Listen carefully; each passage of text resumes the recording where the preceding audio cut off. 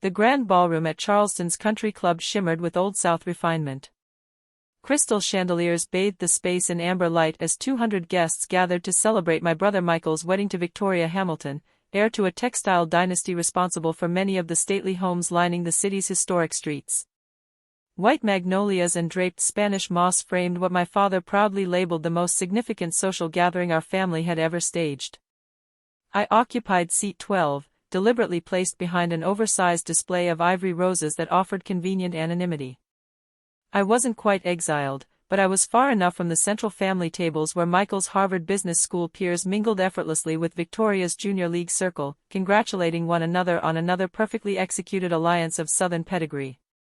My father, Richard Chin, took the podium in a flawless tuxedo, instantly commanding the room with the confidence that had defined his decades-long career as a senior vice president at Charleston First National Bank. At 58, he carried himself like a man accustomed to control, of numbers, people, and perception. "Ladies and gentlemen," he began smoothly, his voice filling the ballroom, "thank you for being here to honor the union of Michael and Victoria. Tonight, we're surrounded by Charleston's finest, families who truly understand what achievement means." Measured applause followed. I spotted familiar faces from the banking sector, old Charleston society, and the country club's most exclusive circles, people who evaluated success by lineage, liquidity, and legacy. "Achievement," Dad continued, smiling with well-rehearsed warmth, "comes from discipline and choosing the right path. Michael is a perfect example, a Harvard MBA, swift advancement at Palmetto Investment Group, and now, marriage into one of Charleston's most respected families." I kept my expression carefully neutral and sipped my sweet tea, well aware of the signs that Dad was transitioning into his public lecture on ambition and family standards. "My daughter Sarah represents another journey," he added, gesturing loosely in my direction. "She's still discovering herself." While Michael pursued investment banking, Sarah explored different avenues in technology consulting. A ripple of restrained laughter drifted across the room. I felt eyes scanning the tables, searching for the unconventional sibling being politely diminished. "Some children embrace traditional definitions of success," Dad said indulgently. "Others take longer to uncover their strengths. Sarah is 29, working independently from her apartment, experimenting with various tech projects while figuring out her future." The laughter returned, soft, sympathetic, and unmistakably condescending. I raised my glass slightly toward the head table and glanced at my phone. A Forbes alert lit the screen. "Your profile on the youngest female tech CEO publishes Monday. We love Sarah just the same," Dad concluded benevolently, "even if her path hasn't followed the standard blueprint. Not everyone thrives under the weight of serious business responsibility." The room hummed with approving murmurs from Charleston's financial elite.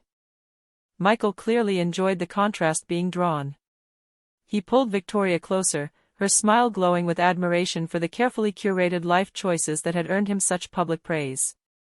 Uncle James drifted over to my table, his words slightly softened by bourbon and well-practiced concern. "Sarah, sweetheart, your father's speech was meaningful. Really drives home how important long-term career planning is." "Hard to forget," I said evenly, rising as he settled into the vacant chair beside me. "You still have time to pivot," James pressed, speaking with the confidence of a man who'd spent 4 decades in commercial banking. "Business school could open doors. I know people at several respectable programs across the Southeast. Maybe not Harvard, but solid institutions that lead to real corporate careers." From across the room, I noticed Dad accepting compliments from Charleston's financial circle for his gracious remarks about patience, understanding, and supporting different definitions of success. Standing among them was Jonathan Pierce, CEO of Charleston First National and my father's longtime mentor and superior. "Tech is fine as a phase," James continued earnestly. "But sooner or later, you need structure. Benefits. Predictable income. Advancement. Michael's done it right: investment banking, executive compensation, relationships with influential families." My phone vibrated with a message from my assistant. "CEO succession officially scheduled for Monday. Board filings complete. Transition meeting confirmed." On the subject of influential families, James added quietly, leaning closer, have you met Mr. Pierce? He turned Charleston First National into a powerhouse. He's been grooming your father for a major executive role.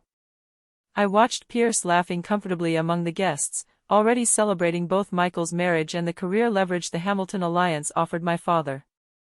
That's great for Dad, I said honestly. Exactly, James agreed. Conventional success. Proven leadership.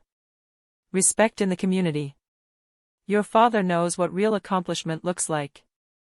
He gestured broadly toward the festivities. You could take notes on how lasting professional networks are built. My phone buzzed again, this time from Charleston First National's CFO. Acquisition finalized. Regulatory clearance received. Monday announcement ready per your direction. I cleared the notification and returned my focus to James, who continued outlining the merits of traditional career paths while my father accepted praise for his gracious tolerance of an underachieving daughter. Monday would soon redefine what true achievement looked like, far beyond anyone's expectations. Monday morning dawned with Charleston's familiar heavy heat, the kind that seeped into even the most polished boardrooms. I chose a tailored Chanel suit, reserved for moments requiring undeniable executive authority rather than my usual startup attire. Charleston First National's headquarters stood on Broad Street, its stately antebellum facade and dark wood interiors projecting heritage, stability, and power, exactly what drew old money families and legacy businesses.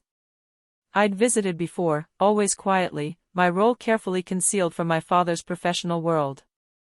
By 8:45 a.m., the executive conference room was nearly full. Board members, senior leadership, and regulatory officials took their seats around the gleaming table. Dad sat near the center, composed yet visibly curious about the hastily called meeting that had disrupted an otherwise routine Monday.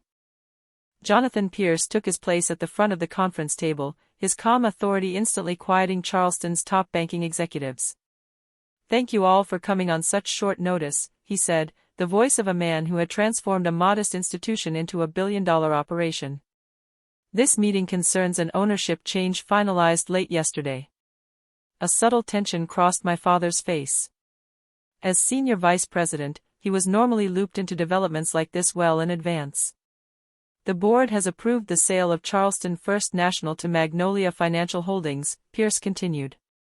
The transfer is effective immediately, along with a full restructuring of leadership. Low murmurs spread across the room.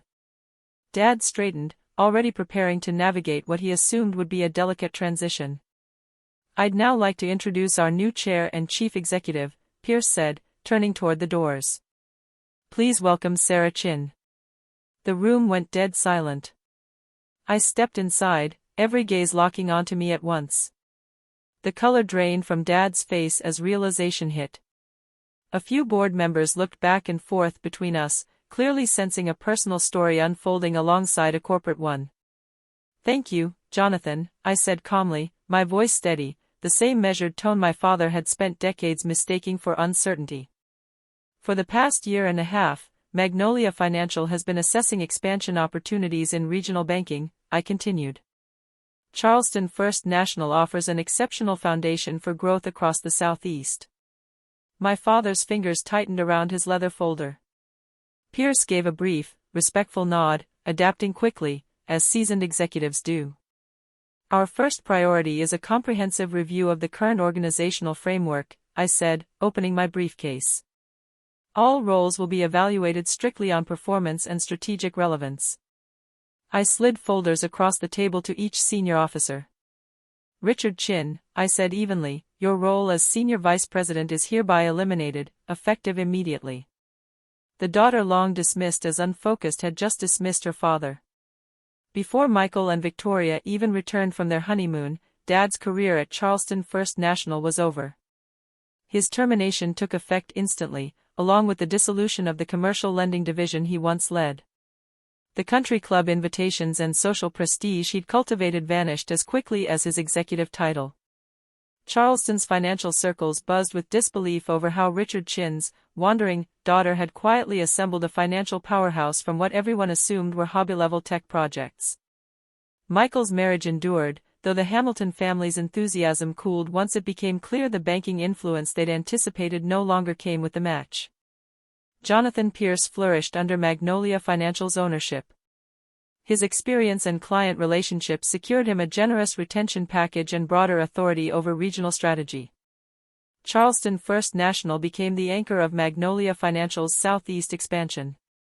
In its first year under my leadership, the bank's revenue rose by 38%, driven largely by technology integration and partnerships prior management had failed to recognize.